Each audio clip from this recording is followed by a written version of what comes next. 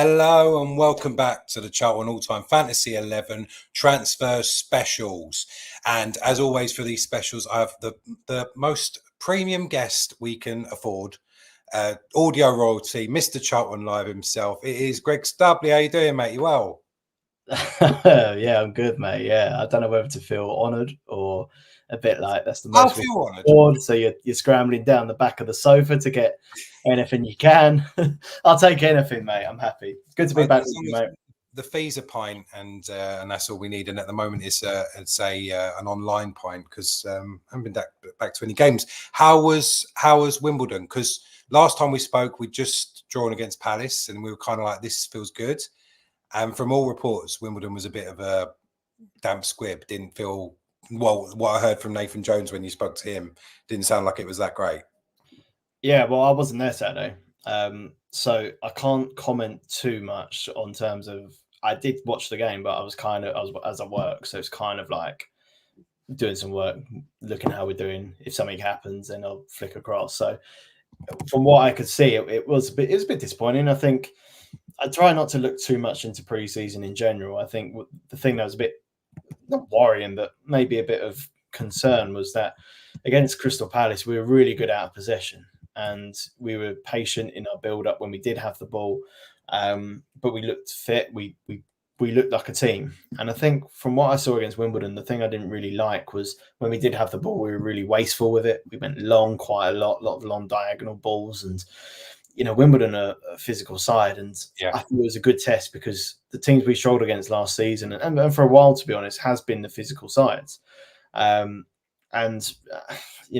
sort of games, you'd hope that if you could match them physically, you'd win the game anyway. I didn't think we did. So I definitely think it's a good opportunity now for Nathan to regroup with the squad and say, look, we've got a game against Portsmouth on Saturday. Again, they're going to be a physical outfit. Here's what we went wrong last weekend. This is good practice for us.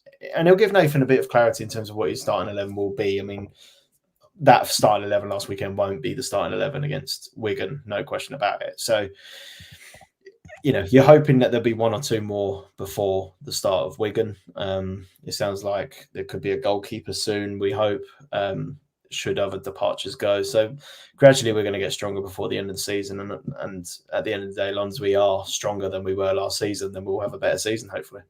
It makes sense. I mean, that sounds simple enough, doesn't it? But we've had great squads that have done terribly and had terrible squads that have done amazing. And like you said, you can't read too much into the pre-season. I remember I've said it on here before. When we played Aberdeen, I thought we were going to be great that season. Then Holden sacked within 4 games, so you can't judge it too much. But it is a bit. I don't know if I'm concerned, but the fact that he, like you said there, it's whether or not he knows what his starting 11 is. It'd be great if we do get more players in, but how does that scupper it? He's only going to bring people in that are going to strengthen it, but where do you build the team? Whereas I think what that showed against Wimbledon was Jackson's been there a long time now. He's built a team. And unless I'm getting the facts wrong, that kind of makes sense, doesn't it? That he knows he probably is only bringing in 1 or 2 rather than what we're looking at, which is a complete rebuild, losing our 2 best players from last year, or 3 really, with Blackett Taylor going earlier in the season. Yeah, and it's a gradual process. Sadly, at the moment as a club, I think credit to the ownership who've given Jones the tools early doors this summer. We've made some really good. We've done a lot of good things off the field as well. Apparently, the Valley looks incredible at the moment, both in and out of it, and that has been needing a bit of TLC for a while. And there's these little things going on at Sparrows Lane. In the recruitment department, there's more additions. I'm led to believe that we're getting some more people with sports science. We're getting more people involved in the scouting side. So gradually you feel as a club, we should improve. What we want is stability. But we also are impatient as a fan base. And rightly so. We've had some utter tripe over the last. And it's been in our history, considering this is looking back over the whole time at Charlton, it's our worst ever period, isn't it? Ever. Yeah, it's been our worst ever period for certainly since I've started doing the commentary. It's not been enjoyable for a lot of the seasons that we've covered. I think what's more concerning is that we've not competed at all. You know, I mean, a disappointing season for Charlton fans is not getting the playoffs, but it's not a case of we've been finishing 7th and 8th. The last 2 seasons we've been finishing, was it 14th, 15th last season, and then 13th the year before. So we're gradually not getting closer, and unfortunately, League One's getting stronger and stronger. There's more money in League One now. There's more.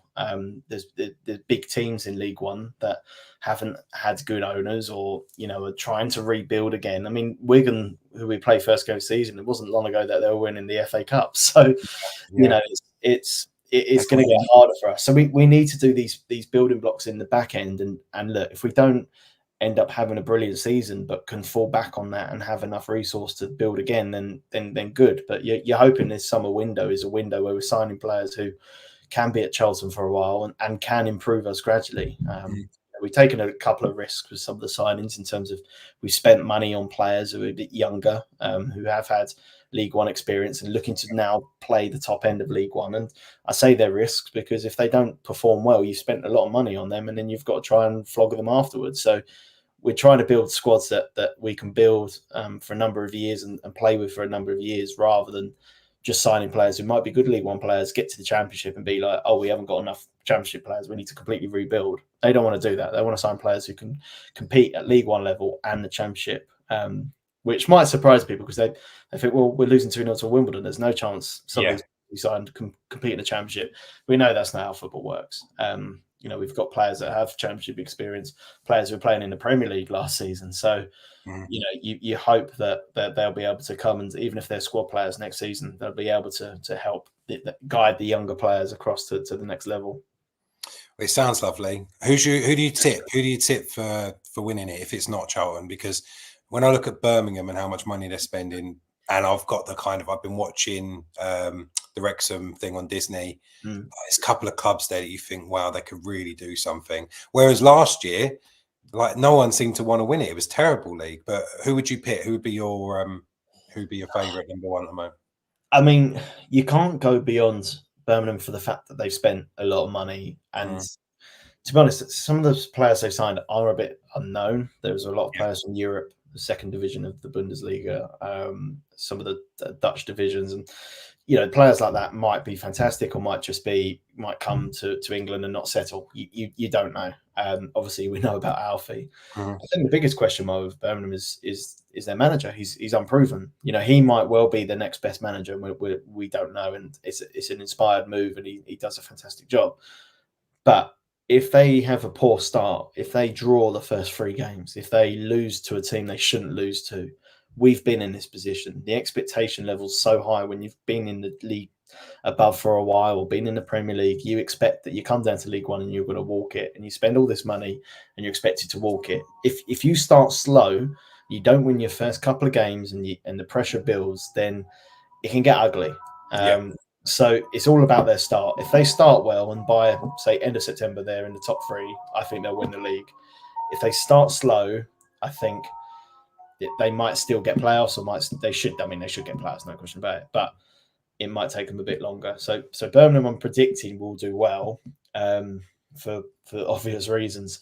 I think there's some other teams that might be some to watch out for. I mean, you could include us in that, in terms of, like, no one's really saying we're going to be the best team in the league, but which they were last year. Last season, we were everyone's tip to get at least playoffs, wasn't it? And I think this year, because of the Nathan Jones factor, we will have people backing us this year as well.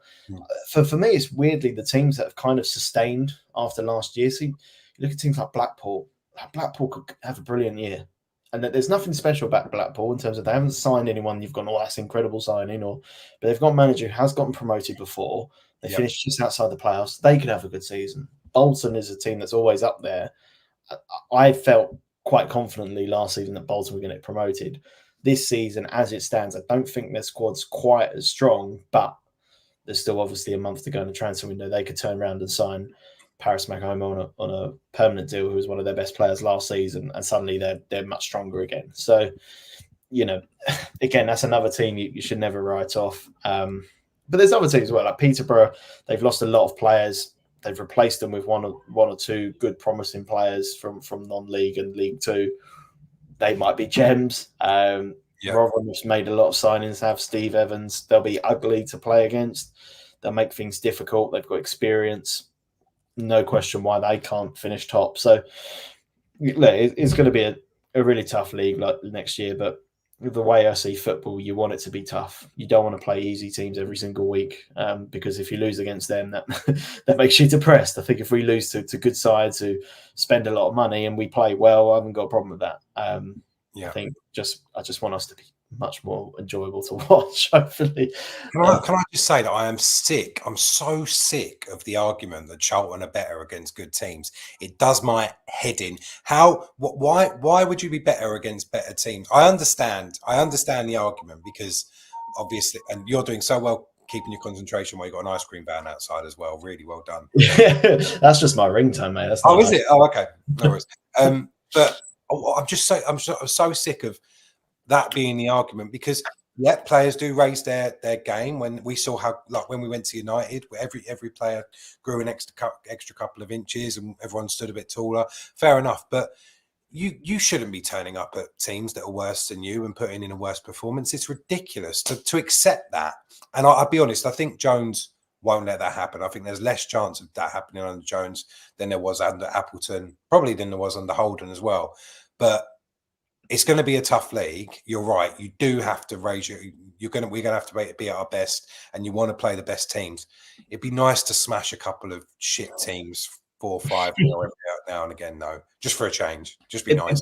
Mate, it'd be nice to have a really good start. You know, we have suffered with our starts the last few years. Won the first game last year, though, didn't we? 2-1. I was there, and like Dobbo scored, and I was like, right, that is us now. It was a bit. It wasn't a great game, was it? It was against Lane Orient, wasn't it? What was it? 1-0. Dobson 2-1. We won by 1. I thought it was one of our rare clean sheets last season. You might be right. Yeah. And the problem with that was that it felt like, okay, we've won the first game, but we knew our squad wasn't good, so we were like, okay, hopefully we're going to add to it. And to be fair to the ownership, it was late in last summer, so everything felt quite last minute and never really felt structured. Whereas this season, as I said, because we've made 7 summer signings already, by the time we play Wigan, that might be 8, 9, 10. You don't know. You hope then that, okay, we're in a strong place now. So if we don't start the first game, or if we play well in the first game but only win 1-0 or something, you go, okay, we've got more to give here. So yeah, I look at those first 3 games as well. Wigan away is a tough start. Getting a win away from home will give you confidence straight away. Go into that home game against Leyton Orient, you might even get a big crowd because we've won that first game. A lot of excitement and energy going into that at the Valley, and then that's followed up by another home game against Bolton. So if you win the first 2 games, you go into a tough third game with so much confidence and excitement and hopefully a good atmosphere at the Valley. And that's what we've got to try and build. We've got to build momentum. We've got to go to games thinking, look, if we go to Wigan and get a point but play well, I'd probably take it first game of the season, as long as we don't lose. But I would also like us to have the mentality of we can go there and win. We can win that game.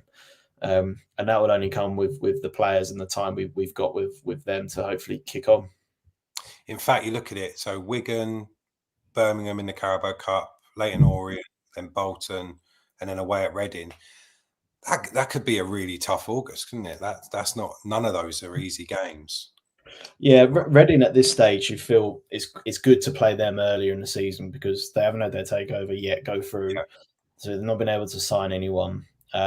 They've clearly got a good manager in Ruben Sellers, who did a brilliant job with them last year. They've got one of the best academies in the Football League and have produced some brilliant talent over the last couple of years. So you're hoping if we play them early that we'll be stronger and they might be missing 1 or 2 for injury and not having the backup. Sounds very selfish, but I think getting them early is quite good. But it is a really tough start. We had a tough start last season. Like that August last season was really tough, and that's why when our squad wasn't ready or anywhere near ready, to be honest, we felt it. We went away to Peterborough and actually played really well. We're unlucky to lose 1-0, but they just had that extra little bit of quality that we didn't have to get over the line. Played Oxford, it was 1-1. We didn't play well. This is Dean Holder's last game, and we should have just hung on for the point. We ended up losing 2-1. So looking back at it now, what do you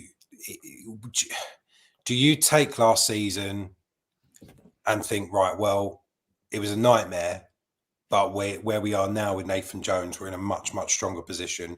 Or do you still think that? Or I'm saying this. I don't know if this was your opinion. It was certainly mine.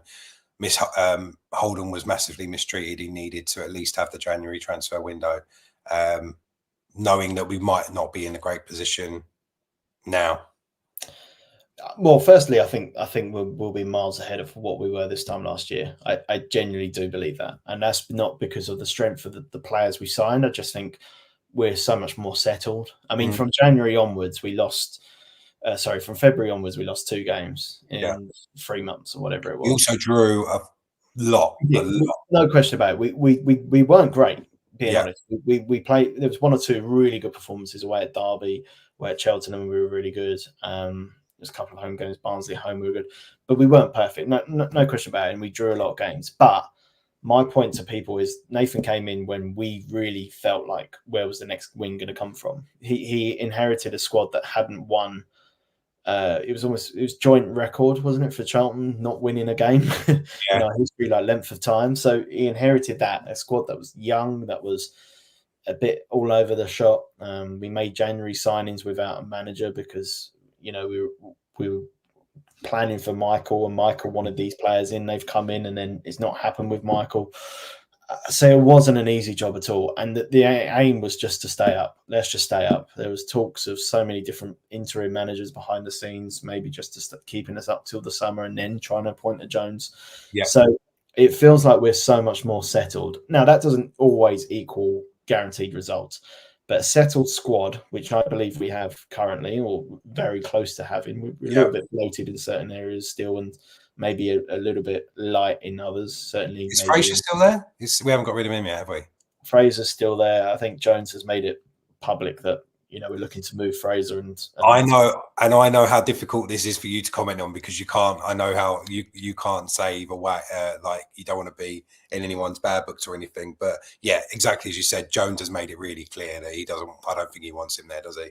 No. Look, I think Scott as well he's got a home in Scotland. Yeah, got a young child, and it's been tough for him at Charlton. I don't think it's all been his fault. It has been tough. Like, I was really excited when he joined. But he joined us after, he was Ipswich, is one of Ipswich's marquee signings, and got played out of position. Came to us, struggled with COVID, and and then the shenanigans that have gone on with us. And I don't know. I think he has more to give in his career, and I hope he does go find a home and do it there. But it clearly doesn't work. I don't think he's a Nathan Jones type player. I think he's a bit of a luxury player, a bit of an Ericsson or a Berbatov, like first touches in his head kind of thing. I think, 1, he doesn't have the players around him to be able to play like that, and 2, as Charlton fans, and I think as Jones as well, we want people who work their bollocks off and cover every blade of grass.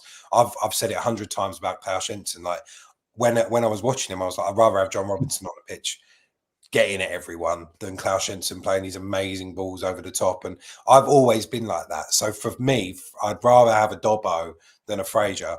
But I agree with you. It's not all been his fault, but it'd be nice to lighten that, because we've got a lot of centre midfielders now. Yeah, and I still think it's an area we need to improve, in terms of, not necessarily we need to improve Doherty or need to improve Coventry or need to improve Berry at all, but I just think we need a little bit extra there as option. I think we need another creative midfielder, or maybe another creative wing back, because I felt, watching us in pre-season, we have created chances, but maybe not on a. There was a good comment I saw online the other day, was saying we haven't really got a player in our team that we will look to when things are going tough. It's early to call things like that, because someone like Greg Doherty might be that player, or Luke Berry might be that player. But I know what they were getting at. We haven't got a big, not name, but we haven't got a player that you feel like, right, he's going to be the one that if you take him out, we're going to struggle. Or like a talisman type of thing. Yeah. So that might develop. It might be someone like Hadme, it might be Godden, it might be Berry. That might happen.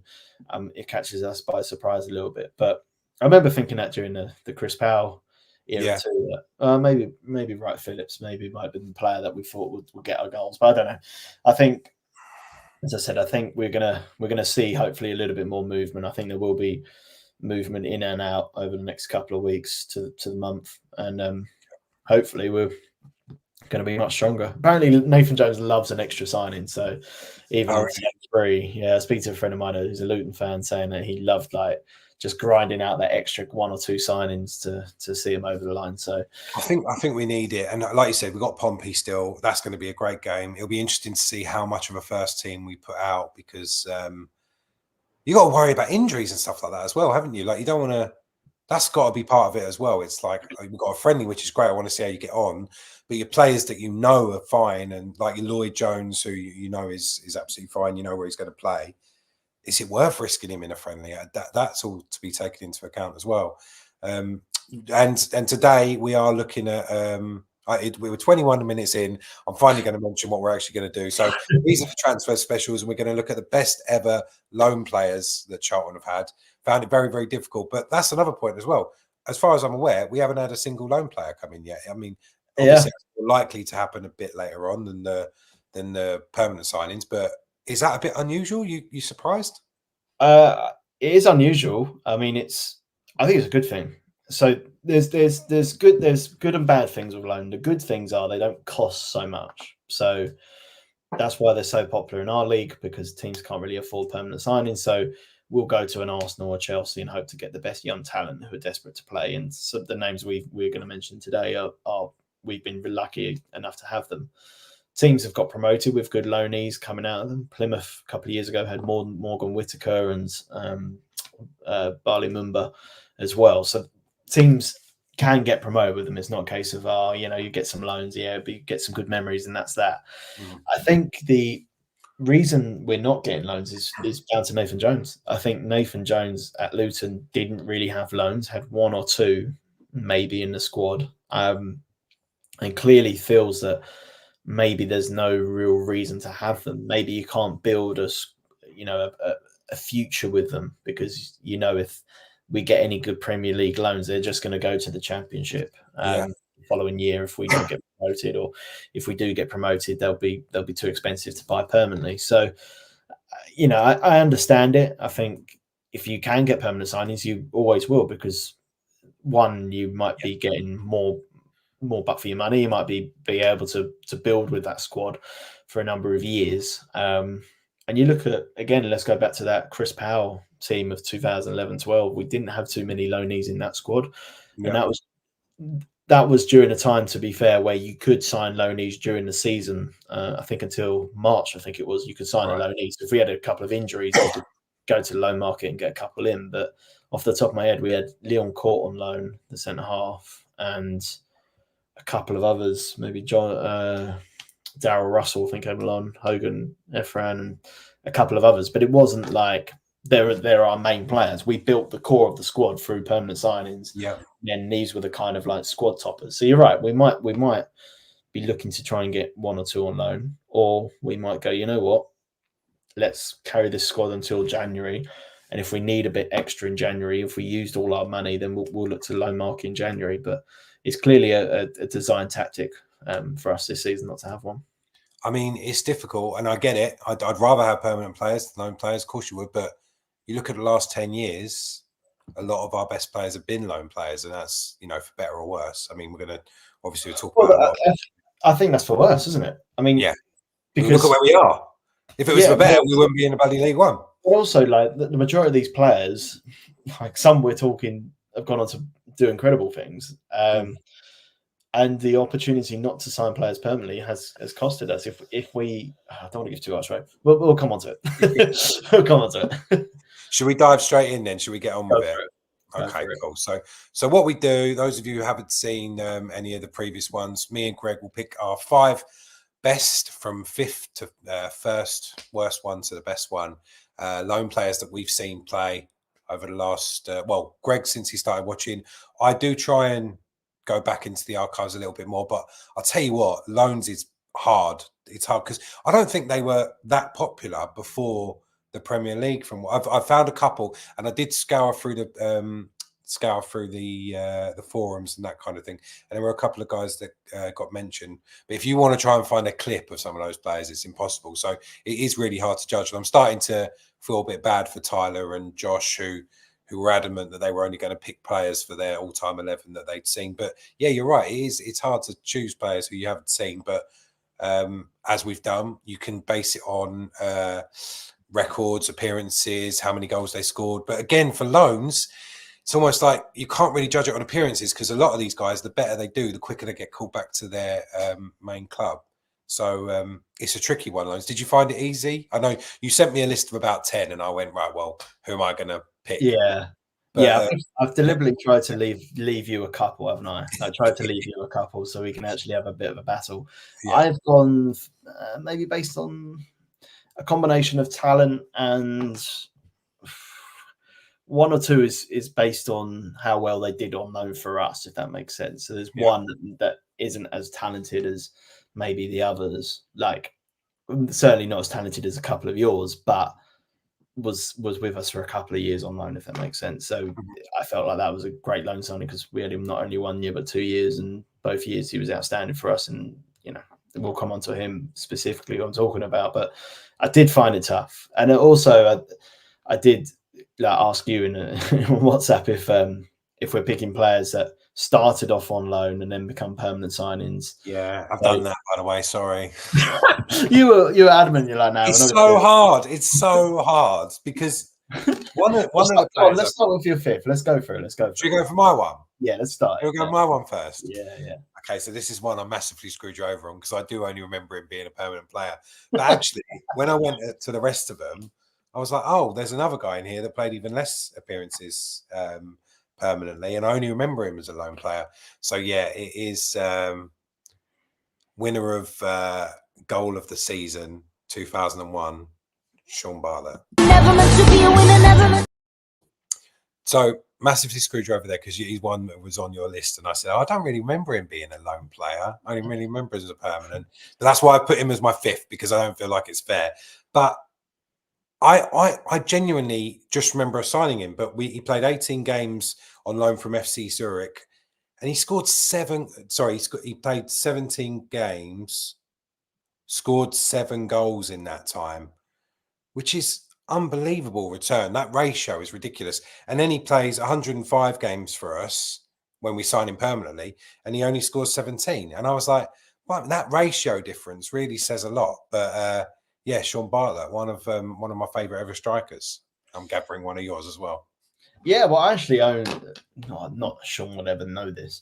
I partly have to own an apology to Sean, because when I was a 6, 7, 8-year-old Charlton fan who was used to watching Premier League players score multiple goals for the club, I couldn't really understand why we had a striker who just didn't score. And it kind of blew my mind that everyone loved him. And obviously, when you're that age, you don't really have any concept of what goes on off the ball. You don't really have a concept of, I'm looking at, we're playing a 4-5-1, and Sean Bartlett's a lone striker who scores 4 or 5 goals a season. And I never saw him as a loanee, which is one of the reasons why I couldn't technically have him in my team.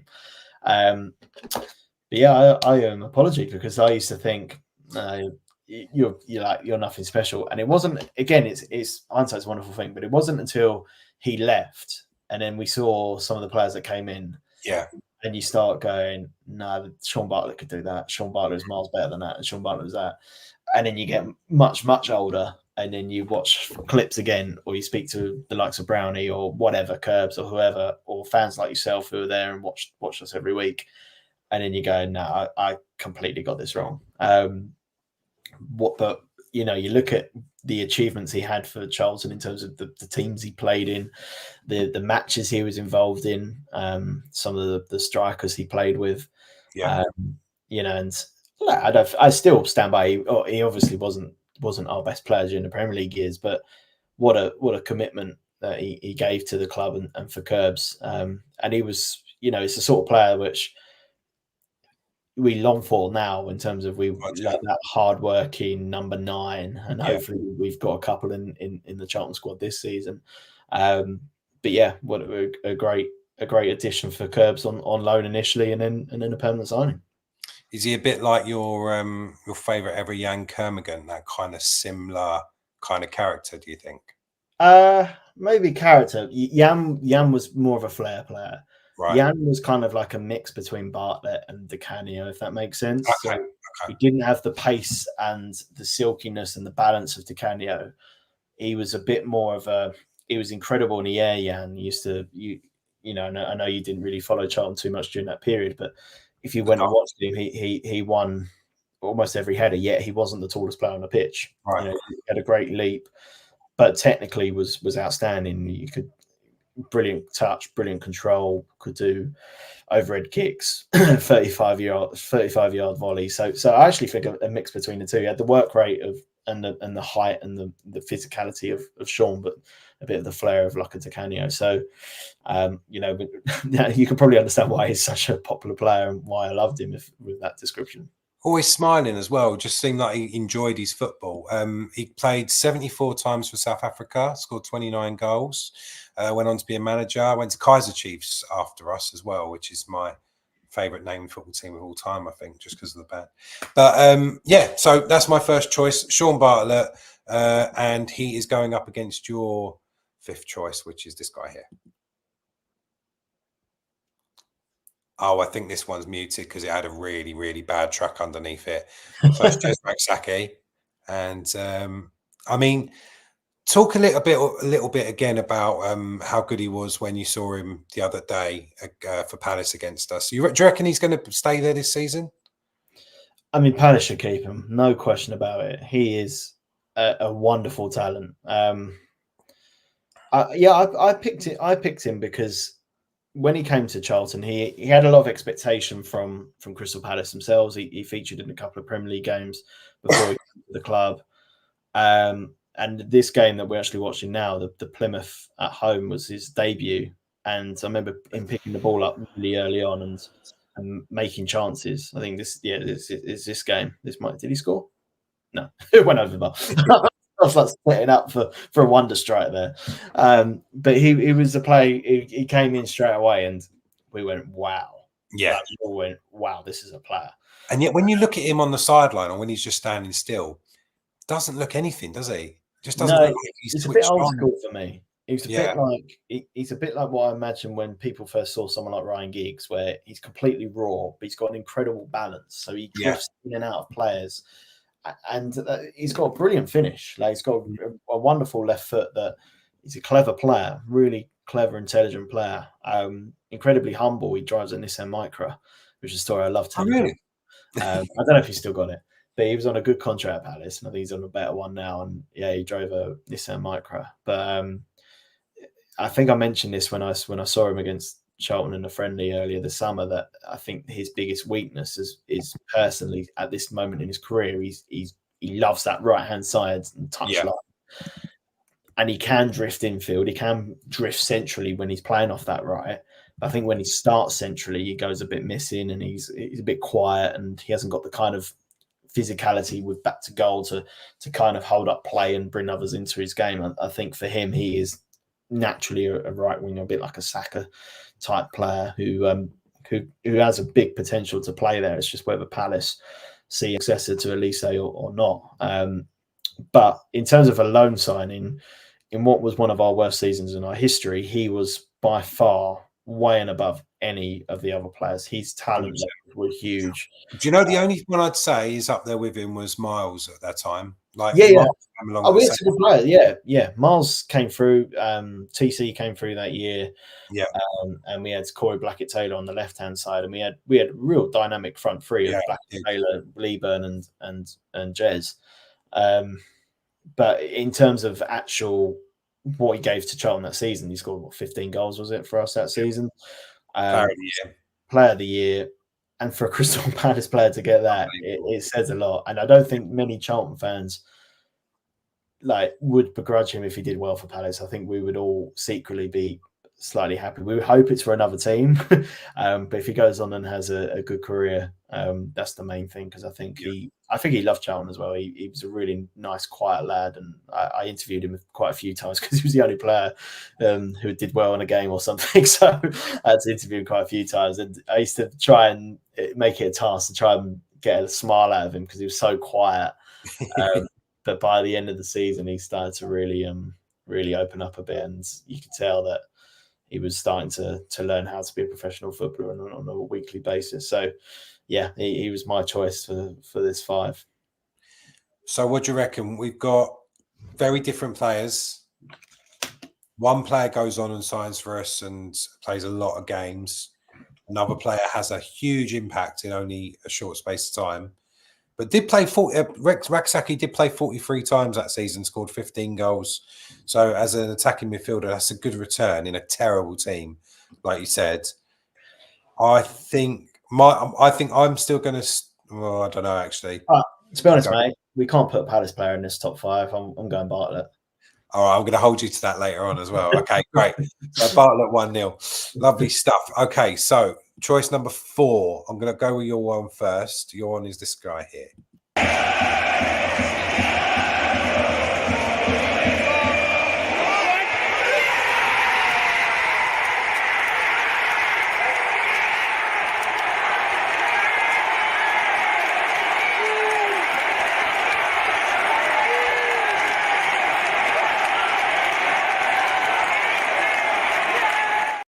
That's Christian Bilic scoring, making it 1-0 against Doncaster. Did you commentate on that game? You must have done.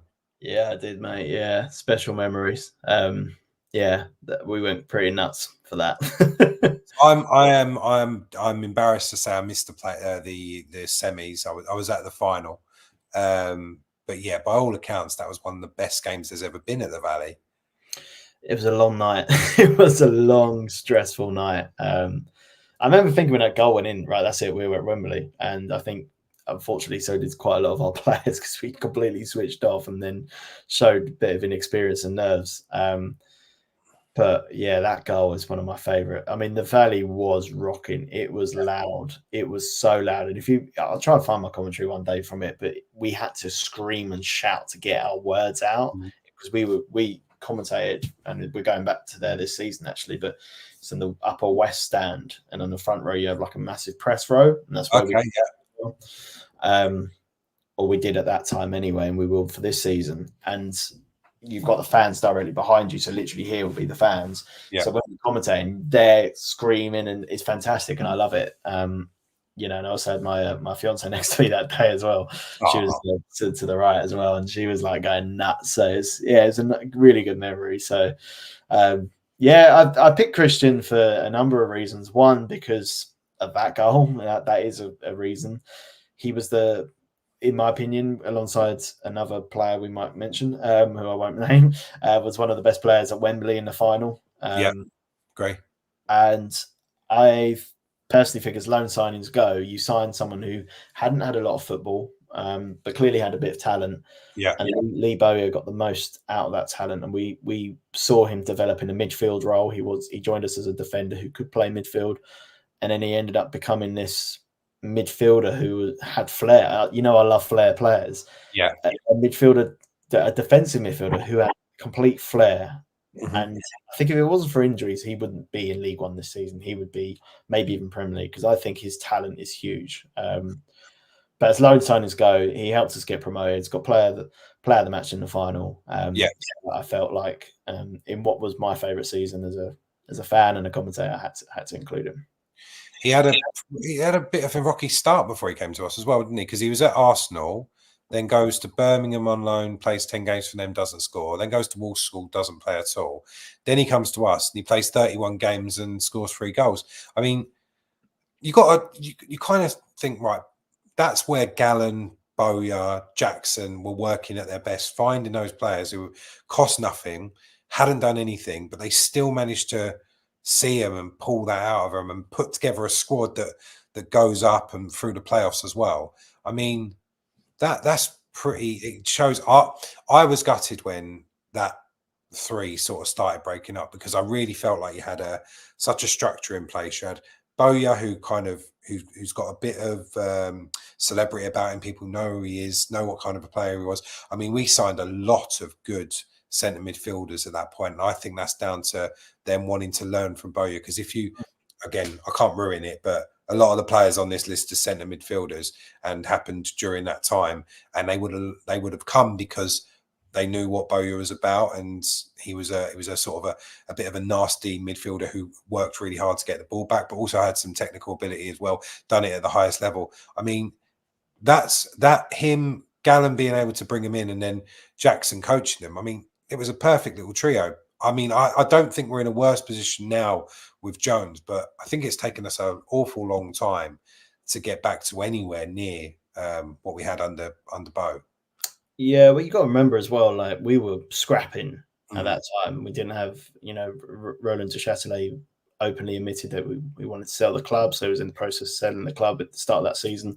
So we literally had no players. We started the season away at Sunderland with 5 players on the bench, 3 of which were academy graduates who hadn't even played for us before. Yeah, and so we were fighting tooth and nail to sign players, and Bielik I think his debut was against Accrington away, so it would have been middle of August from memory. So he was kind of thrown in the deep end straight away, and it depends who you talk to about who was the main instigator for these loan signings. Some of them were Gallen and Bowyer went and saw them together. Some will be claimed by Thomas Dreesen, who was involved with Roland de Châtelet. I think the Bielik one was one he put forward, but the way Steve Gallen personally with Thomas Dreesen was that he took a player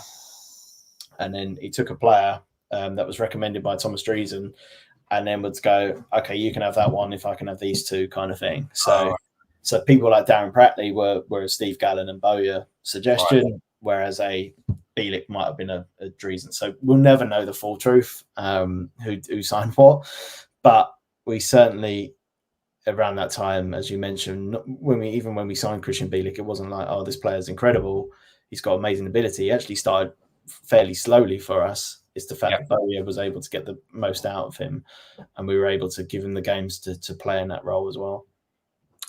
Okay, so going up against him, I've got another one that I genuinely remember this guy as being a lone player. Didn't remember signing him, but again, he played a lot of games for us permanently. It's Zizi. It's bent. It's the bar. Back in by Sheng-Chi. Well, time stood still. Everybody watched, held their breath as Sheng-Chi guided the ball into the back of the net. Sheng-Chi. Any memories of him?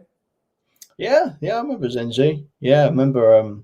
He was alone, wasn't he? Was he Les Reed? I think he might have been a Les Reed. Yeah, I think you're right. And I only remember him being a lone player, but I didn't realise he stuck around for a long time, didn't he? He went down with us. Yeah. He was in, I mean, that squad that he went down with was really good. When we went down under Pardew, we had some great players in that team, but it just didn't seem to work. And I guess that's the restructuring of the club and trying to recover after Kirbishley going and all that sort of thing. But him and another lone player that was playing centre midfield with him, we had a strong team there. Yeah, I mean, we signed, as you say. I think the problem was it was too little, too late, kind of thing. I don't think any Charlton fan blames Pardew necessarily for relegation that year. It's obviously what followed, but I think a lot of Charlton fans still dislike Mr. Pardew for. But Zen was a good player. He was a useful player, popped up in the right positions. And again, if you had him from the start of the season, I think if we had the squad that we finished the season with at the start of the season, we'd have been absolutely fine. We would have been great, but I think we'd have been absolutely fine. So it was just that start of that season. We had a lot of rogue and a lot of wasted potential on players as well. But yeah, Zen was a goal scoring midfielder, wasn't he? He was quite. See, this is the thing. I remember him being an absolute terrier, getting in and around everyone, absolute hard worker. But yeah, looking back at some of the clips, like you said, he scored a lot of goals and he came in as number 9. I mean, to come in as number 9, he was playing right wing as well. I don't remember him playing in that position at all, but he created a lot of stuff there. He was a good creator as well as a fighter. Yeah, I think isn't he assistant manager at China now? I read somewhere. I think he's the actual. I'm subtly trying to bring up these Wikipedia, so I don't. Yeah, he definitely. He's definitely gone on to be a coach and a manager for sure. But I suppose we've got such bad memories of that period that it just never really gets remembered. There's quite a few players around that time that we just don't really have memories of. No. And I think that'll be the case for some of the players we've seen over the last 3 or 4 years. Oh, 100%. Now, though, in a few years' time, you just go, I can't even remember him. It's hard, isn't it? Because doing this channel, like part of it is a lot of how you judge players is what they've won and how well they did, which isn't completely fair. When you think about Dobbo, like never really winning anything, and how good Alfie May was last year, those kind of players, like it's going to be hard to judge them in 10 years' time because they'll just go into the ether. But like Matty Holland went down as captain that season, and he did so much for the club, but he didn't really move us on. Whereas there's certain players that came along and really lifted the club. Like Kinsella came along and actually was part of this team that made everything better. But that's the difference between judging it as a team, I guess, and judging the individual. And I don't know which way round is the right way, but it's hard not to do that. No, but that's what's fun doing this. Like, we're not picking players.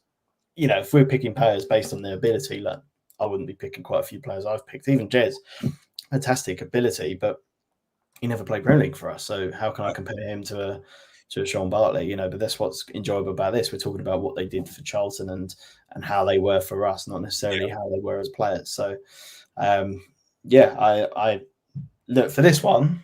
I'll be honest. I'm probably sticking with Bielik.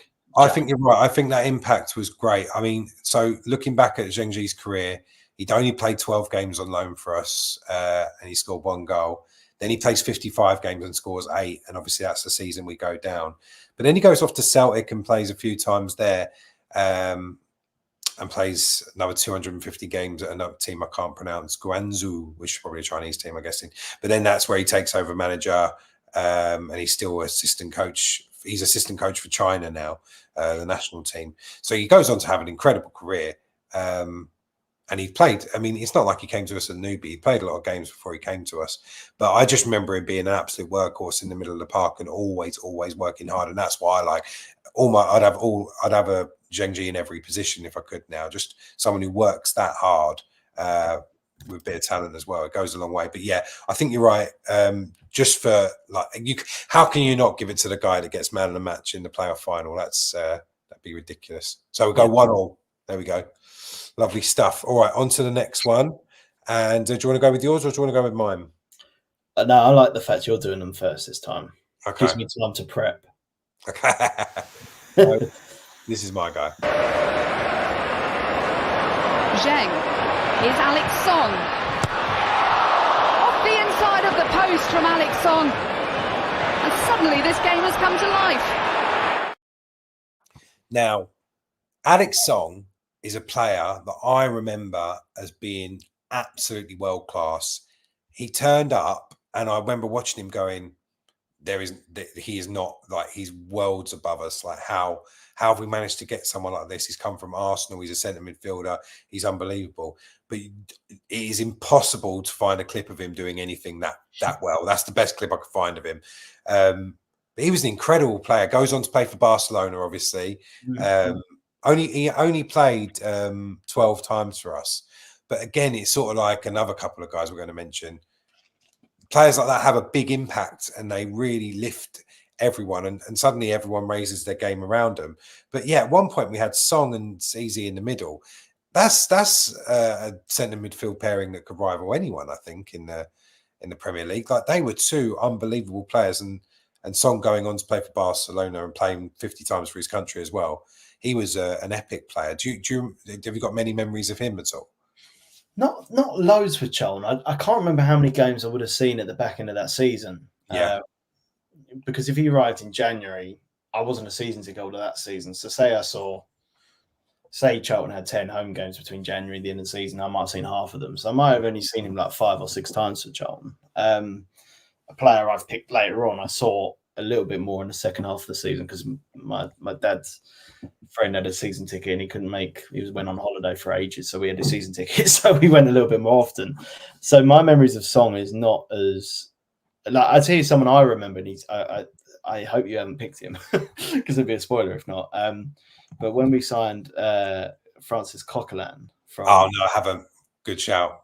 I thought because he weren't around during those periods much, so I thought you might not have seen him. So I felt comfortable saying it. But when we signed him, there was a lot of people saying, "Oh, it reminds me of Song," and then Coquelin went on to play for Arsenal, and Villarreal, and I think Valencia, and he's had a really good career since. And what you're saying about Song sounds a bit similar in terms of he plays 1 or 2 games. You're like, how is this guy playing for us in while we were in the Premier League then with Song, but Coquelin in the Championship with us. And then you see players go on and play for Barcelona, and Son was brilliant for Arsenal, by the way. He's a brilliant talent. Him and Fabregas, and playing for Percy, they had a really good spine. But yeah, I think from a Charlton point of view, I don't remember. Not to say he didn't do well for Charlton, he clearly did, but I don't remember a game or a moment or something where he changed this as a team, which is not. It wasn't his job. He was a young midfielder on loan. Like he learned from us and then went on to do really good things for Arsenal and then Barcelona as well. So if we're talking purely talent, he might even be the best loan signing we've ever had in terms of talent. If we're talking purely what he did for Charlton, it'd probably be a bit lower. But yeah, it's a tricky one because again, I'm going off memory. I remember being at all the games he played and him having a huge he just seemed to. I've seen him describe. Arsenal described him as the South African, the Cameroonian gladiator, and that's what he was. He was massive. He was big. He was in charge of everything, dominated. But then he could obviously play, and he played amazing balls through. But I sort of remember him keeping it more simple. But he did have that technical ability. That's obviously what develops when he goes off back to Arsenal. When he goes off to Barcelona, he was a really, really strong. It was someone you turn to. You mentioned it before, like someone you'd rely on to go, right, okay, Song's there. He'll sort this out. He'll win this ball. He'll win that battle in the midfield. So that was my choice in the middle of the park. You have gone for someone I think we're a little bit more familiar with more recently. Oh, this is another one that I've had to pull the music out of. So you've gone with Josh Cullen. Why would you go with Josh Cullen, Greg? You know how much I love Josh Cullen, mate. He was in my all-time Charlton team, which I think a lot of people would be incredibly surprised by. Honestly, I can't speak highly enough of him as a football player. I think he is so underrated in what he did for Charlton. I think he's so underrated in his career. I think he made a couple of not bad choices, but choices that haven't progressed his career probably as quickly as he'd have liked. I think in an ideal world, we'd have stayed up in the Championship and signed him permanently, and he'd have achieved great things for us for years. But let's talk about him for Charlton first of all. When he joined on loan, he had a bit of a bad loan spell, I think, the year before at Bolton. I think he had one successful loan spell at Bradford. Well, I was going to say this. I found it unusual that he got loaned to us for 2 seasons.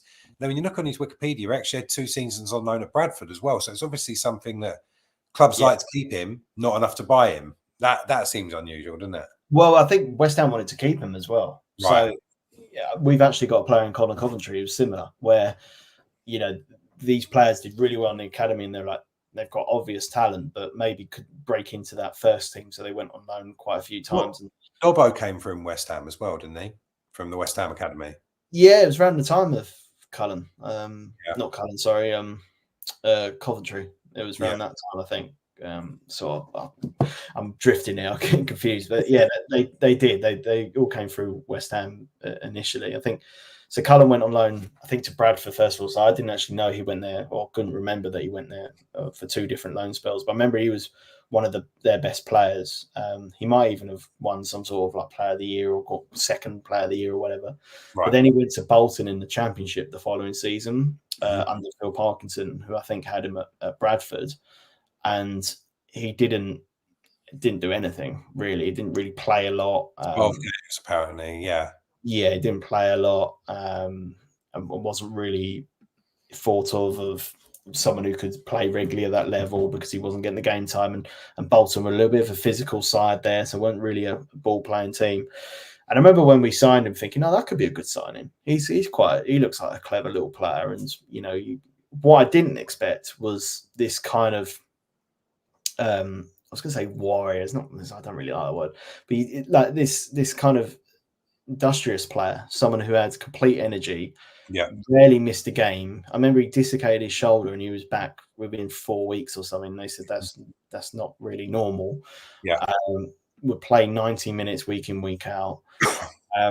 And you know what? I truly believe this. I think if we had Josh Cullen for the whole of that first season when we got promoted in under Bowyer, we could even have been top 2. Like we missed him for I think he was out for 2 months with a shoulder injury and an ankle injury maybe. And if that didn't happen, then I think he would have been 100% a player who would have got us even closer. And same with the championship, he missed something like 10 games. He missed the first couple of games, I think, and then we got injured for a couple of weeks, and we missed him then.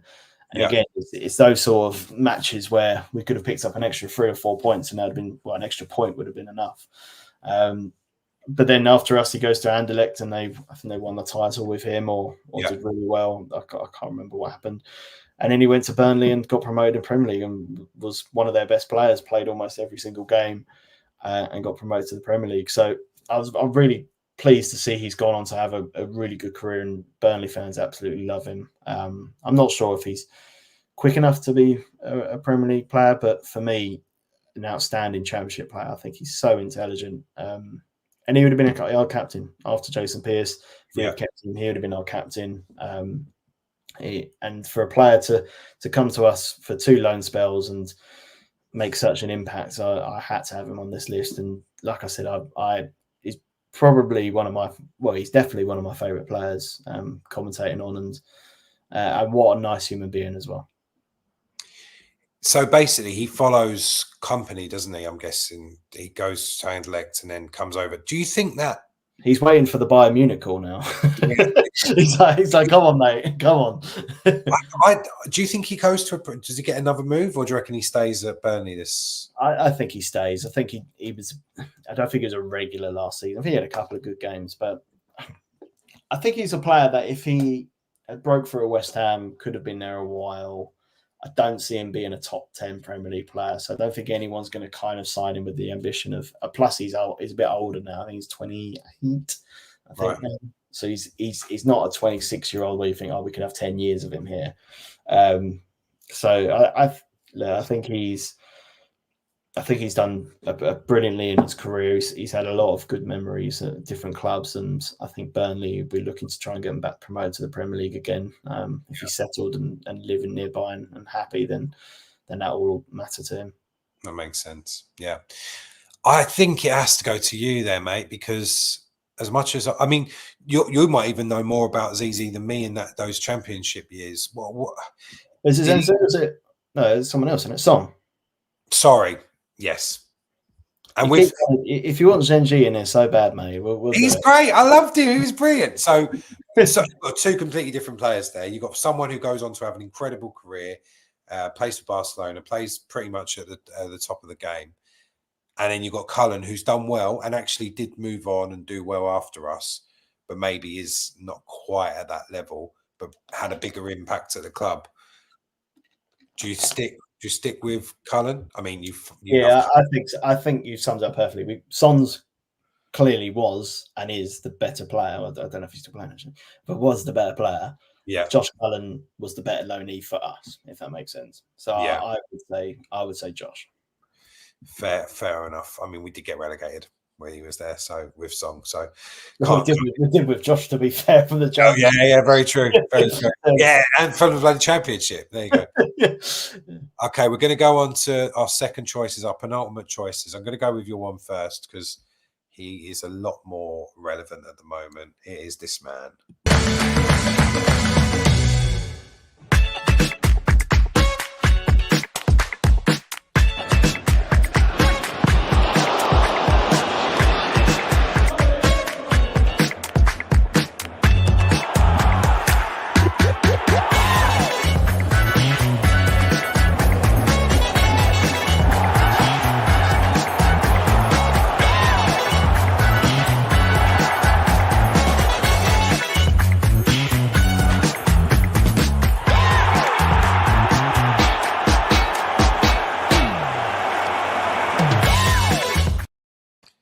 Conor Gallagher, he's good, wasn't he? He was very good, mate. Yeah, I was absolutely gutted when I found he was going.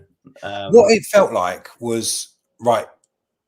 What it felt like Lampard did was gone, you lot are a bit shit. He's your best player. So, no, we're going to have him back and give him to someone else. It's like, kick us when we're fucking down. Like, he's the only one doing anything, playing well, keeping us alive.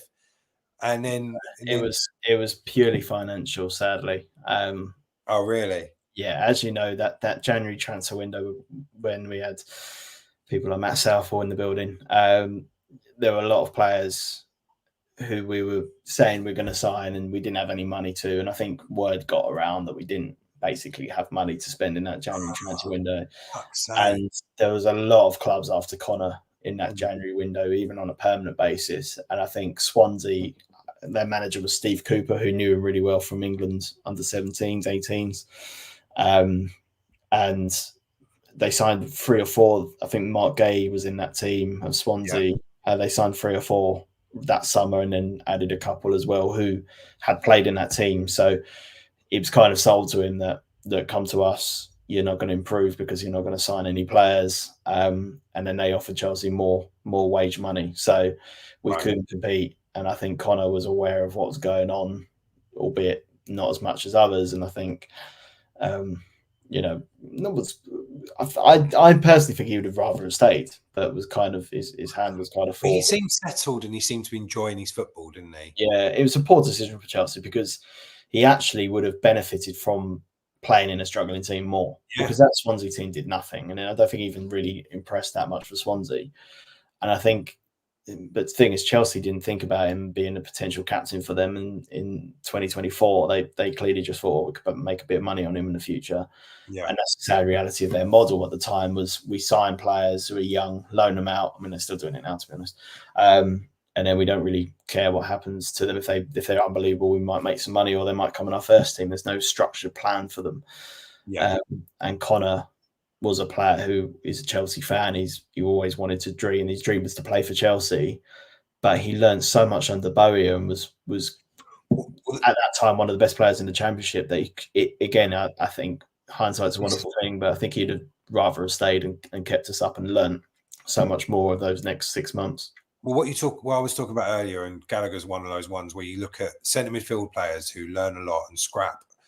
Every game that England played, everyone, like, anytime we needed to get the ball back and we're out of possession, I was like, right, now they need to bring on Gallagher because Gallagher's going to go out there and win you the ball back. And that's what Lineker, that's what Shearer was saying. And who do you learn that best from? Lampard, yeah, he's going to teach you how to hit a ball from 40 yards. But Bowyer's the one who's going to teach you how to scrap. He's the one who's going to teach you how to win the ball when the other team's keeping hold of it. And I think that was a big draw for players like him and Cullen to play under a player like that who's going to be able to teach you how to do the hard graft as well. Because there's not a lot of I'm going to think of 100 managers now that played the same position like that. But Bowyer was one of the best, definitely.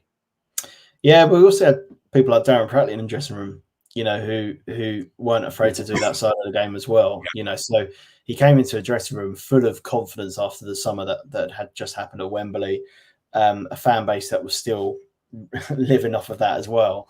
Yeah. And when we started the season so well, we beat Blackburn away. And I'll never forget, I was commentating on that game, first game of the season, Blackburn away, and it was 1-1. And Gallagher comes on, and his first touch was a ball. So the ball was played into his feet, and it was a ball around the corner.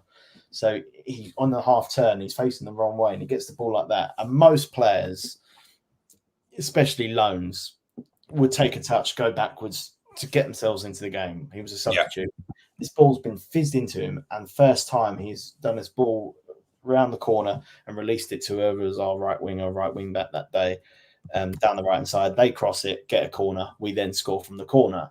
And I referenced that on comms and was saying like that was that little bit of play. You watch professional football, like Premier League football, you almost take it for granted. Yeah. When you watch it in the Championship and League One, and when you watch other games in League Two, National League, you start picking up these things that those players can't really do. Yeah. Even really talented players at that level. And then Bowyer post-match, I think I might have asked a question about Gallagher.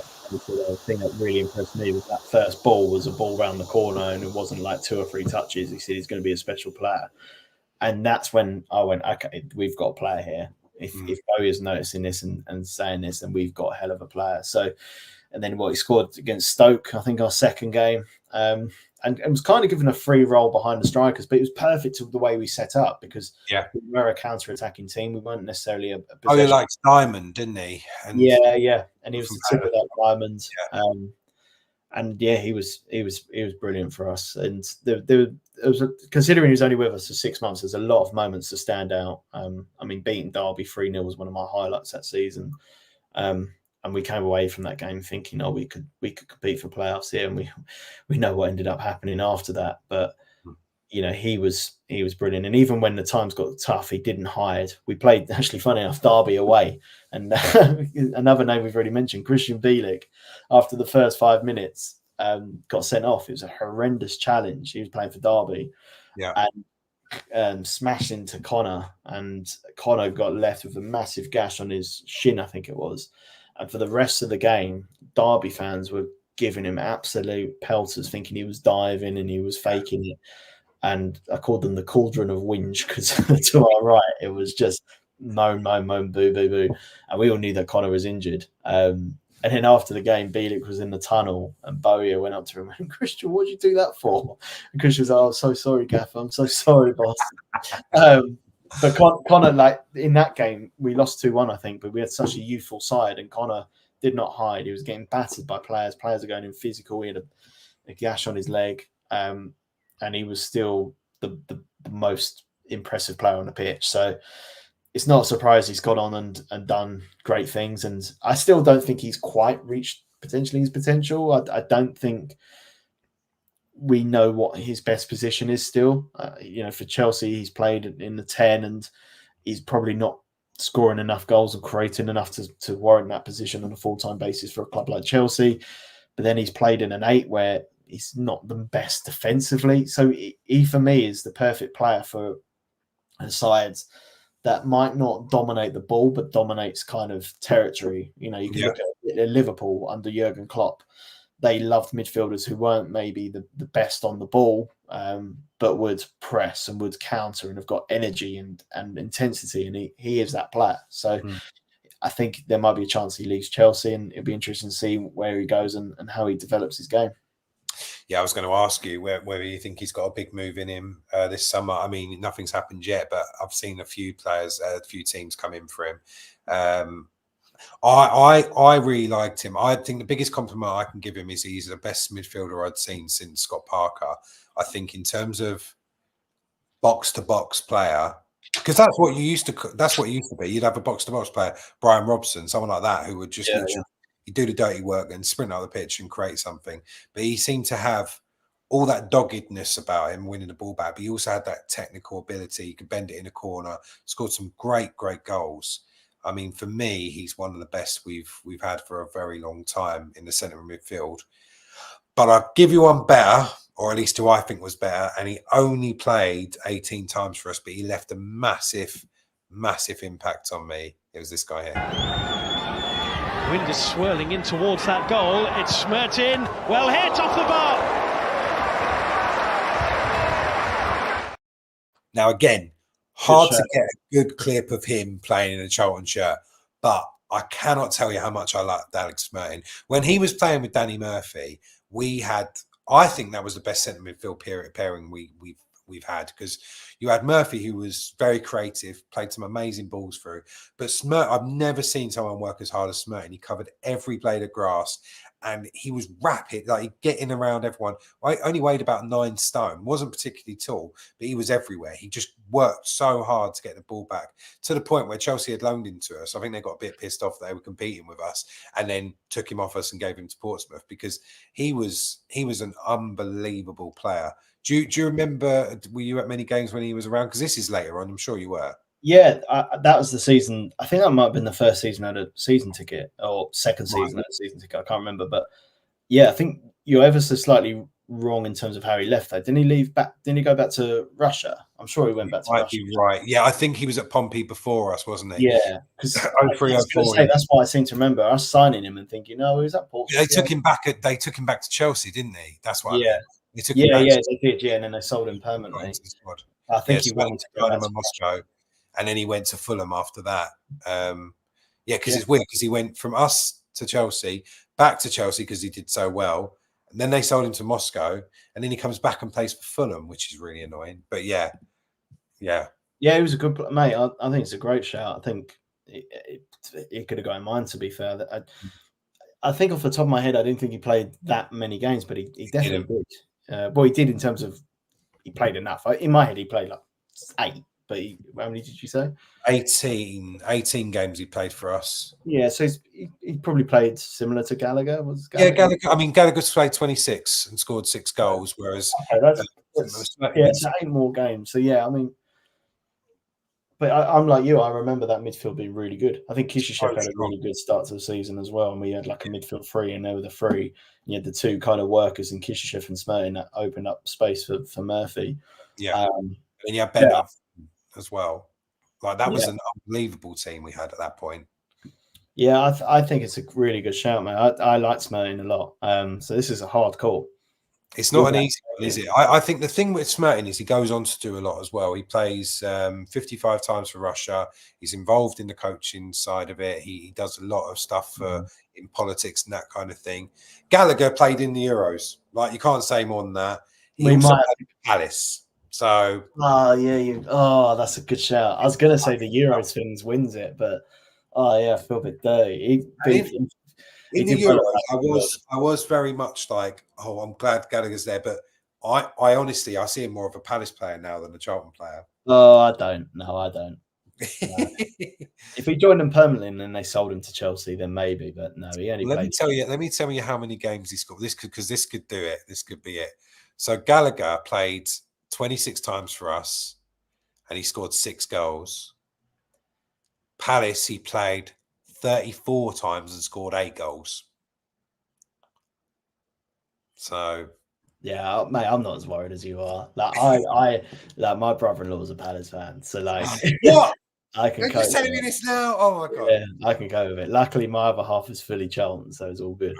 But yeah, I can cope with it. So I'm saying Gallagher. I don't know if I can, but you're the one doing the fucking commentary, so there we go. All right. I'm the premium guest, apparently. But we can afford that. Okay, yeah. All right. And it's got nothing else to do at 4:45 on Wednesday. All right, okay, there we go. Well, you've won it. You won it 3-1. You could have gone to 2-2 then and kept it interesting, but no, fine. We'll go for it. Okay. But then, okay. So who is your number one? Can we go you first? I want to go me first. Okay. Yeah, let's finish. So this is one I genuinely love. So this I had this argument. I love Dean Kiely, right? Dean Kiely, one of my favourite goalkeepers I've ever seen, was fantastic. When he left, I didn't think there could be anyone. I was like, no, we're going to get someone shit. Someone's going to come in, never going to be as good. This guy turns up, and I fell in love. City looking for an equaliser in stoppage time towards Dickov. This is Samaras. Wonderful stop from Scott Carson. That was goal all the way from Georgios Samaras. Fantastic one-handed stop from Carson. So Scott Carson, on loan from Liverpool, England international. He's got no teeth. I mean, what more do you want? What more do you want from a goalkeeper? He was absolutely. I can give you something. He opened Bexley Heath shopping centre lights at Christmas. I genuinely like when Scott Carson came in. I remember being so gutted that we didn't have Dean Kiely anymore. He'd been an absolute hero. Carson came in, and I was like, this is a level above. He gets a lot of stick from what people remember of him in England because he had that wobble. Yeah. But he was an unbelievable keeper. He was so solid. I remember us all singing England's number one, and like in the crowd, like that would constantly get shouted out. Like he was first name on the team sheet, and every week he delivered. He played 36 times for us. I think it was every game. I think he started every game that season pretty much. And I think we were really lucky to get him. Yeah, he would have only missed. He missed the 2 Liverpool games, didn't he? That's the only 2 he missed. Every game he could play, he did play. Yeah. He was. Yeah, I completely agree. I think he got a Player of the Year that year. He was on my shortlist. I think he's the only. I think him and Rak-Sakyi are the only players who won Player of the Year while being on loan. Gallagher won Player of the Month while he was with us as well. But in terms of Player of the Year, they're the only two. Yeah, and again, it's another example that if we stayed up, we might have been the club that signed him permanently, and yeah, number one. I mean, even now, he's still involved now, isn't he? He's still at City, isn't it? This is the thing as well. So Scott Carson, he's still at Man City. I think he's got something like 3. No, how many Premier Leagues has he won? So he's got more. He's probably got more medals than all of the other players we talked about combined, I think. Yeah. Well, I mean, it depends if he counts for getting a medal or not. I don't know. I think he does. I mean, there's a lot of talk about. So I've heard recently. I've been listening to a lot of football podcasts, and they talk about good travellers, good tourists. So people who go on tour and are good to have around the club. He's been with City since 2019, and he didn't go there as a main goalkeeper. I think he scored. Yeah, he's played once. He's played once for Manchester City, and that's why he was on loan. And he's been there for 5 years. Now, I'm not saying that's what makes him a great keeper, but that's what makes him a great squad player. You want players in your team like that who are happy to help out and are going to keep the morale high. I mean, he was fantastic for us as a player, but he's proven to go on and be one of the best players to have around the place. Definitely. Yeah, it can't be underestimated how important that is when you're spending time. I mean, you think of it if your place at work or where you've worked before, where you've most enjoyed your work is probably where you've been the most successful. Yeah. And some people like to be boring and miserable and get on with their day job, come home and go to bed and whatnot. But I think the majority of people will say working with a good squad is what makes you successful. And I think you look at Scott Carson's character. It's a main reason why Man City are able to achieve what they achieve. Money is a big part, isn't it? Yeah, the money side obviously helps, but they've got a lot of characters in that Man City side, and I don't think that's a coincidence either. But as a goalkeeper for Charlton, he was great in a really poor team to begin with. As we mentioned, the second half of the season was a bit better, but the first half of that season was dreadful, and he was again a shining light. And I remember a lot of saves like the one you just showed in the video there. And I think you're right. I think it's just a shame that because I saw him as a future England number one for a few years, and he got given that Croatia game when he should never have played in it, to be honest. Such a crucial game for an inexperienced goalkeeper at international level and on a horrible night, and made that howler and never really recovered in his career either, in my opinion. He never really because he started really well. Was it Aston Villa he was at? Yeah. He was at Leeds first of all, 03 to 05, but only played 3 times. Then goes to Liverpool, gets loaned out to Sheffield Wednesday, us and Villa. Then goes to West Brom, and that's where he has his first long-term spell. Plays 110 times. Played every day for Villa the next year as well that he could play. You look at the after Charlton on loan, he's at Aston Villa on loan, and that's where I remember that Aston Villa side was really good, and that's when he got the England opportunity in 2007. So that could have been us on a permanent basis, it could have been us again on loan, and it's completely different. I don't really remember him from West Brom. I don't really remember him standing out or doing really, really well. So as I say, I don't know if his career ever got to where it should have done. But I think we're talking about best loans for Charlton, and he was one of our best loans, no question about it.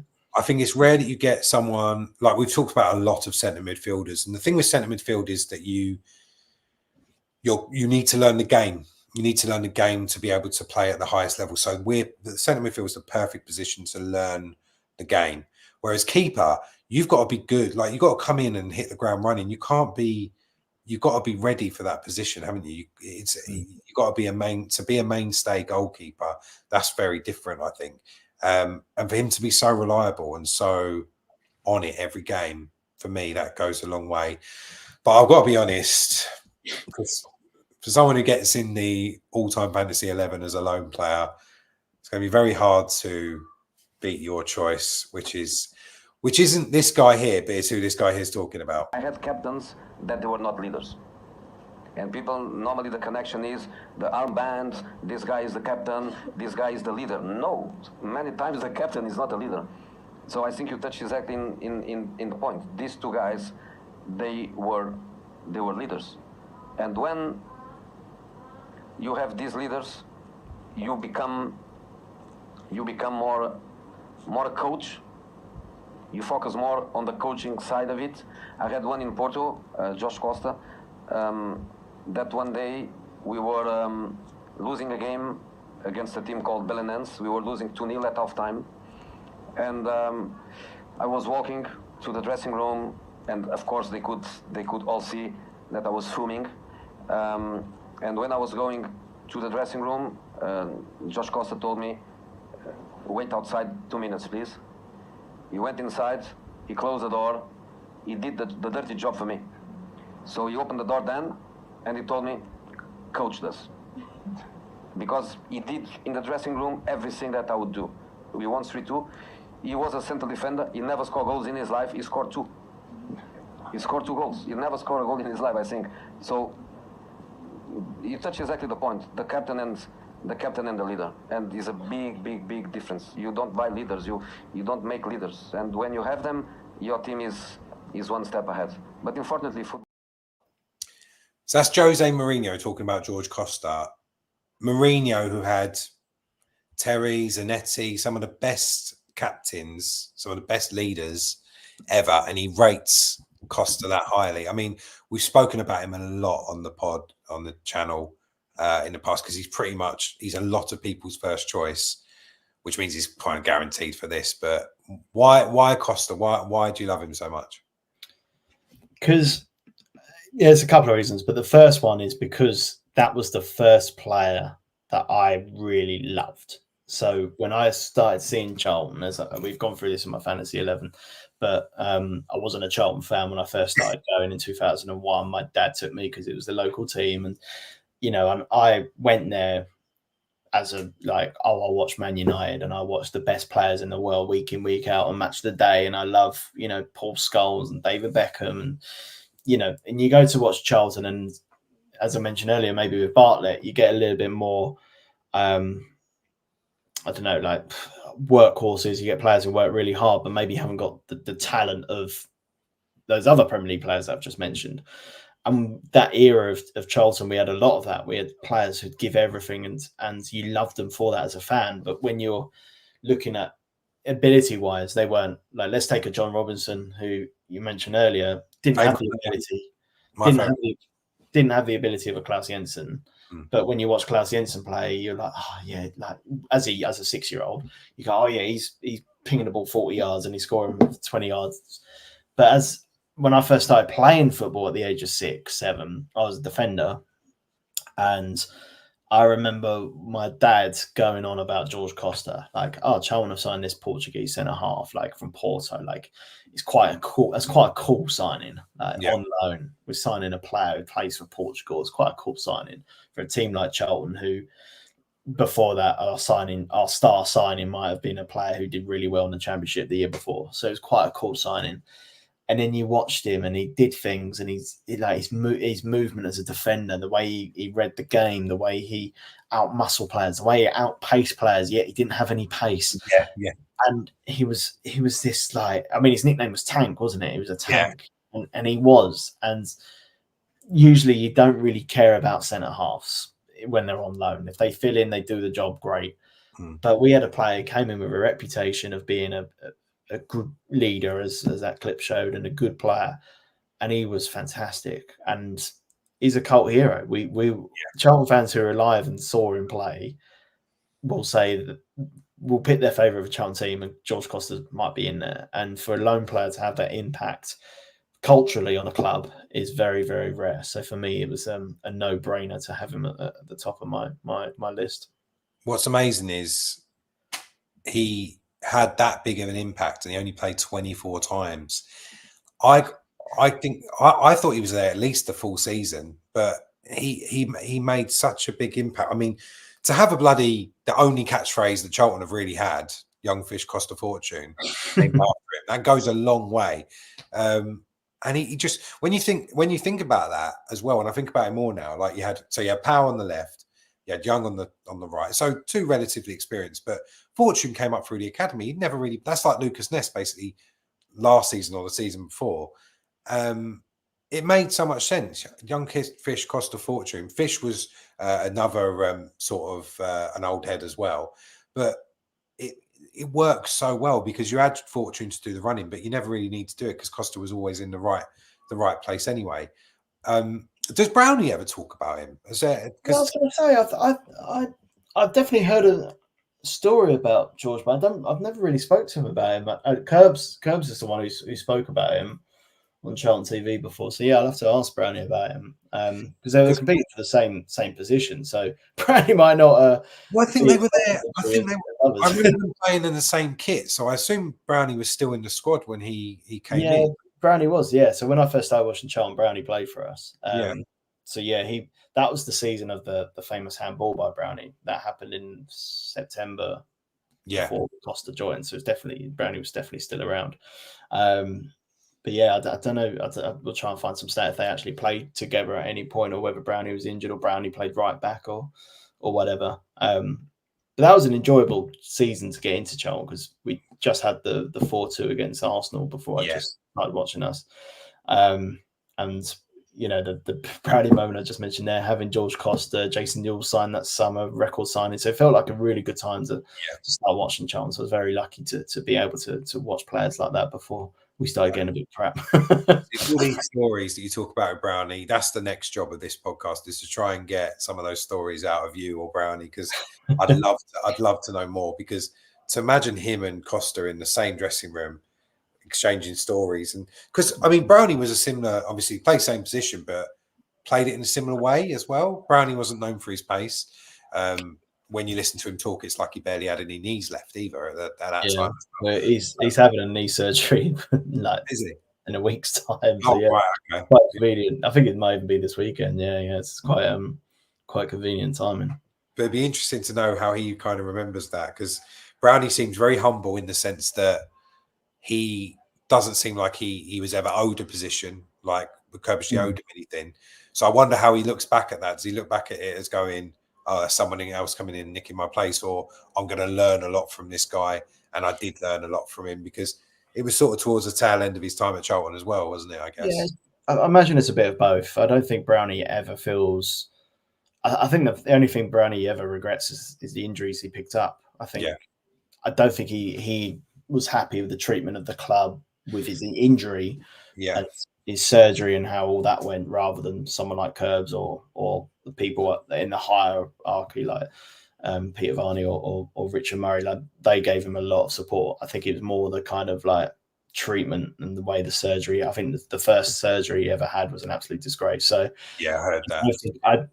As you say, so humble. I don't think, if I'd say George Costa, he'll tell me a few really funny things. He won't say, "Oh yeah, I hated him," or "Oh, he nicked my positions. I don't really want to talk about him." He's not like that. So I'll get a story out of him for another time. I think that's a great example as well, Costa, of just being a London club. That's what you can do. You can attract that. I mean, if you look at Palace now, like, they have been attracting good players for a long time, but that has definitely helped them with Eze, Elise, some of the bigger players they're bringing in now from Brazil and that sort of thing. Like, just being a London club is what got us Costa. Like, just the fact that we were in London, he needed somewhere to play, just to get back in the Portuguese team. Like, it went a long way. So, I mean, the Kerbishley story, I'll have to dig out this Kerbishley story about how he actually got hold of Costa. Do you know it very well? Or I think it was all to do with a scout we had. I think I mentioned his name before. I can't remember it. I think he got made aware that this player is available. I think the scout's Portuguese as well. And I think it was a case of, right, let's get him in. We needed a bit of cover or experience. And then he went back and the following year won the Champions League with Mourinho at Porto, didn't he? So, I mean, if we're looking at judging these loans, because you can't judge them on business, so you're looking at them on kind of how their career developed, there's not going to be many that have won the Champions League. I mean, Song is up there because he goes on to Barcelona and he plays at the highest level. He actually, I mean, Song only played 12 games for us, so he played half the games. But yeah, I think you have to give it to Costa based just on that alone, really. Yeah, and I think if we talk about impact at club, as I mentioned, culturally, he's still, his name still gets sung every Yeah. now and then in Charlton now, and I think for a lone player to have that is incredibly rare. So yeah, it's when we spoke about doing these, this is the opportunity to talk about these players, these legends of the club. So we have to put him in as a cult hero. And I think he gets the win. All right, so you win that one 4-1, and it's an absolute drubbing. I've got to go away and have a think about things, I think. And maybe I don't let you choose first for this. Well, I was going to say that is a caveat that I do feel is a bit harsh. Like I'm getting to choose first, especially something like loans where most of them have happened since I've been a fan. Yeah. The whole point of me saying I'll do it since I've been a fan is to try and give a bit of balance. But yeah, what's next? I want to know what's next. Well, the next one I think will be academy players. This will be tough. That's going to be hard, isn't it? Unless there's any. So I think we've covered them all. So now we've done paid transfers, free transfers. The other one we haven't done, which I think will be very fun, is the worst signings. And I feel like we've done an hour and a half on loans. I feel like we could be here all day on worst transfers, but they're the two up for grabs. It's academy versus worst ever signings. What do you think we should do next? I think we should do academy. Yeah. Okay. Yeah. Let's try and work out a date for that, and we can. It gives us time to work out a proper list. And I'll let you go first. Maybe we pick one each. So rather than our little nattering on WhatsApp before that we do, we just go, right, this is my first choice. This is my next choice. And the 5 people that are watching, thank you very much for joining us. It'd be nice to hear you voting every now and again on some of these, because at the moment I'm just letting Greg choose who he wants to win. And here we go. Stephen Parr, Scott Carson Mawson, definitely best one we've had. Thanks, Stephen. It's a bit late now because I've already given it to Greg. Would you, Stephen? Would you actually give it to Carson over Costa though? I think Costa's kind of got it tied up. I think it's very hard to say anyone's been better than Costa. I agree with you, Greg. So we'll go for that. We'll go for George Costa to be the best ever. Please comment in the comments below. Let us know what you thought on all those little battles and who you feel better. Oh, here we go. Came in late. Hello, Dan, bro. How you doing? Oh, I've started it. I haven't. See, I'm trying to learn all this technical stuff. Here we go. Only been listening the last 10 minutes. Don't worry, Dan. That's fair enough. I mean, we're very lucky that we both work from home, and Greg doesn't seem to have a proper job at the moment, so he's able to start these at 4:45. And I've got a little girl to put. That sounded weird. I've got my little girl to put to bed at 7 o'clock. So that's what I'll back. So yeah, we'll try and do the next one maybe at a decent time. We've also, what is it we got tonight, Greg? What's the thing over on Charlton TV? Yeah, I'm not being paid for this. It's not like Jeff Hurst and the Budweiser thing. It's not that. But yeah, there's a Charlton TV preview show tonight. So any Charlton fans who have enjoyed the last 10 minutes, even the last minute of our witterings, then go on to cfc.co.uk. There is a preview show on Charlton TV tonight. Scotty, Brownie, Curbs, Kevin Lisby. I make an appearance halfway through as well. If they've decided to keep it, I'll talk about our new signings. But it was pretty rubbish. So I would be surprised they don't keep it. But see, they need someone charismatic to come in there and bring their life out of people. Well, they kind of briefed me and said, "Oh, there's we want you to talk about our new signings." I said, "Oh, cool, yeah, fine." So I thought about like what I'm going to say about each one. Oh, he's really dynamic. He's a box-to-box player. And then I got there, and my mate James, who works at the club, said, "All right, we want you to include all these facts." So he's giving me all these facts, and I'm trying to present to camera with these facts, and I'm like, "Oh, this is going through my head." But no, I'm sure it's fine. So what's the setup? They're not doing this live then tonight. They're doing. Yeah, it is live. Yeah. I don't know what time actually. That wasn't on my agreed advertising for this show contract. Your bit was pre-recorded, and they might chip it in. Okay. Yeah. It's only like literally a minute. But it's a discussion about the summer. They're trying to bring these shows on a regular basis to replace what was pre-match and post-match. So it's kind of like a monthly kind of magazine style show. So it's the same production team, the same setup, look and feel. So hopefully it'll be a good, nice little show, and Brownie will bring you some of his thoughts on what he's seen in pre-season as well. That's going to be good because I'm going to miss those so much. Even if I didn't watch the game, I'd always watch the match back, just to see, because I love them talking. I love to hear the stories. I love hearing Kerbishley and Brownie talking just about what's going on, and hearing Scott Minto and those listening to those guys talk, and obviously yourself when you did you hosted it a couple of times, which I thought you did very well. That was just nice to have people talking about Charlton, because it doesn't happen, does it? That doesn't happen very often. So that kind of is what spurred on this channel, and we'll definitely keep them going. I've got a few big plans to do the Charlton 11 next year, but there's also talk about trying to do a bit more about what's gone on last week, and I'm trying to persuade Greg to join me on that regularly, but we'll have to see how they go.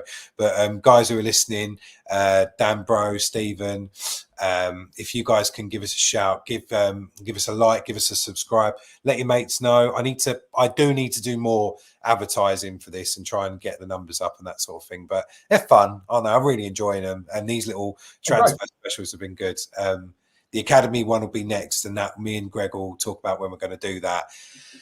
God knows, try and do a more reasonable time maybe, and try and do let you know more than a day before, because I only mentioned this, I only put this on the YouTube channel earlier today. But yeah, we'll try and get that one sorted out. I can already think of a couple. It's going to be hard. There's a lot of Academy players that you'd look at getting in there, and I'm 100% not letting you choose all 5 first, because there's already 3 that I can think of that I don't want to have to go against. Yeah, mate, I'll start thinking now. Yeah, no, it'll be good fun. I've always enjoyed it, mate, and thank you to everyone who tunes in as well. We'll continue to do this for sure. Thanks, guys. See you next time. Lots of love. Cheers, Greg. Cheers, and now we just sit here.